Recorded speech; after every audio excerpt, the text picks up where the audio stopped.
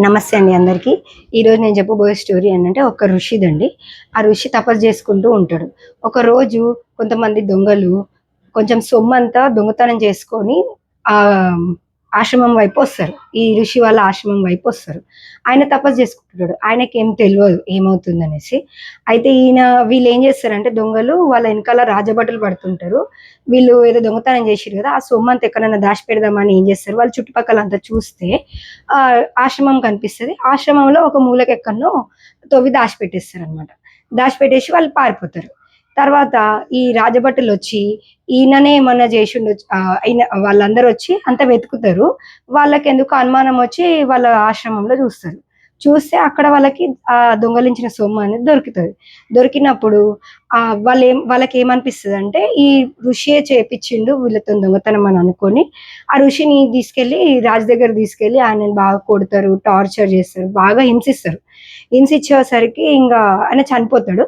చనిపోయినప్పుడు ఆయన దేవుడి దగ్గరికెళ్తాడు గదా! దేవుడి దగ్గరికెళ్ళినప్పుడు అడుగుతాడు. ఎందుకంటే ఆయన బాగా తపస్సు చేసిండు గదా! అందుకని వెళ్తాడు. వెళ్తే అక్కడ దేవుడిని అడుగుతారనమాట. నన్నెందుకు ఇట్లా టార్చర్ చేసి చంపిర్రు? నేను మంచిగా ఇన్ని రోజులు నీ ధ్యానంలోనే ఉండి నిన్నే జపం చేషినా గదా! నన్నెందుకు ఇట్లా చేషిర్రు అని జెప్పి అని అంటాడనమాట. అన్నందుకు దేవుడంటాడు, నువ్వు యువావస్థలో ఉన్నప్పుడు అంటే నీ చిన్నతనంలా చిన్న చిన్న పురుగులుంటాయి గదా! వాటిని టార్చర్ జేసి చంపేవాడివి. చంపి నువ్వు ఆనందిస్తుంటివి. అందుకని నీకు గూడా ఆ బాధ తెలవాలని ఆ కర్మ అనేది నువ్వు అనుభవించాల్సొచ్చింది అని అంటాడు.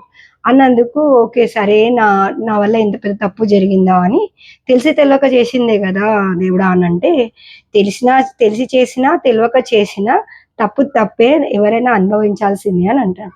అప్పుడు ఆ ఋషి అంటాడు, "సరే దేవుడా నన్ను క్షమించు" అని జెప్పి ఇక అట్లా అయిపోతది ఆయన స్టోరీ. అయితే దీంట్లో నేర్చుకోవాల్సిన నీతి ఏంది అంటే, ఎంత గొప్పవాళ్ళైనా సరే, ఎప్పుడైనా సరే తెలిసి తెలవక ఏదైనా తప్పులు చేసుంటే అది అనుభవించాల్సిందే. కర్మ అనేది ఎవ్వరిని వదలదు. కంపల్సరీ అనుభవించాల్సిందే. ఓకే అండి. Thank you.